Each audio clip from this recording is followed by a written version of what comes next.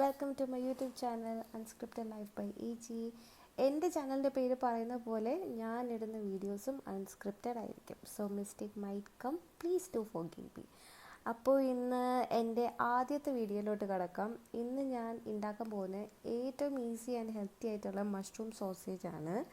അതിന് ഞാനിവിടെ എടുത്തേക്കുന്നത് മഷ്റൂം ചെറുതായി കട്ട് ചെയ്തിട്ടുള്ളത്, പിന്നെ സോസേജും ഈ ഒരു രീതിയിൽ കട്ട് ചെയ്തത്.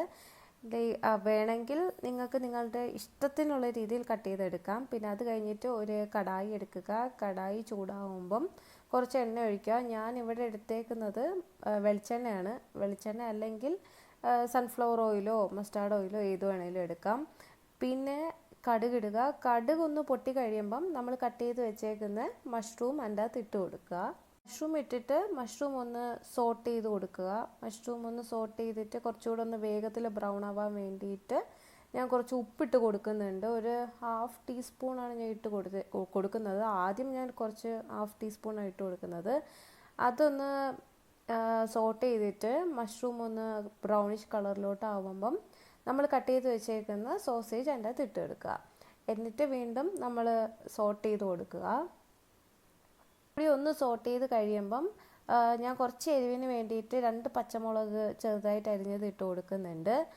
അത് കഴിഞ്ഞ് നമ്മൾ കുറച്ച് സോട്ട് ചെയ്തതിന് ശേഷം പെപ്പർ ഇട്ട് കൊടുക്കാം. പെപ്പർ നിങ്ങളുടെ എരിവിനനുസരിച്ച് ഇഷ്ടമുള്ള പോലെ കൊടുക്കാം. ഞാൻ ഇവിടെ കുറച്ചൊരു ഹാഫ് ടീസ്പൂൺ മാത്രമേ ഇട്ട് കൊടുക്കുന്നുള്ളൂ.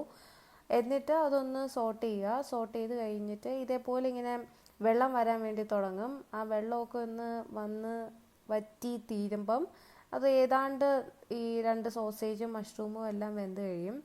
പിന്നെ ഞാൻ ഒരു മണത്തിന് വേണ്ടിയിട്ട് അല്ലെങ്കിൽ ഒരു ഫ്ലേവറിന് വേണ്ടിയിട്ട് പാസ്ല ഇട്ട് കൊടുക്കുന്നുണ്ട്. പാസ്ല ഓപ്ഷണലാണ്. പാസ്ല അല്ലെങ്കിൽ മല്ലിയിലയോ ഏതെങ്കിലും ഇഷ്ടമുള്ളൊരു ഇല ഇട്ട് കൊടുക്കാം.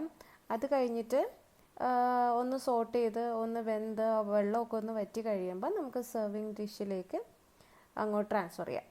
ഇത് ഏറ്റവും ഈസി ആയിട്ടുള്ളൊരു ഡിഷാണ്. ഞാനൊരു ഫസ്റ്റ് വീഡിയോ ആയിട്ട് ഒരു ചെറിയൊരു ഡിഷ് ഉണ്ടാക്കാമെന്നാണ് വിചാരിച്ചത്. അങ്ങനെ ഉണ്ടാക്കിയതാണ്. ഞാൻ ഇനി കൂടുതൽ ഈ കുക്കിംഗ് വീഡിയോസ് റിലേറ്റഡ് ആയിട്ടോ ലൈഫ് സ്റ്റൈൽ റിലേറ്റഡ് ആയിട്ടോ കുറേ വീഡിയോസുമായിട്ട് വരുന്നുണ്ട്. നിങ്ങൾ ഈ ഡിഷ് ഒന്ന് ട്രൈ ചെയ്ത് നോക്കുക.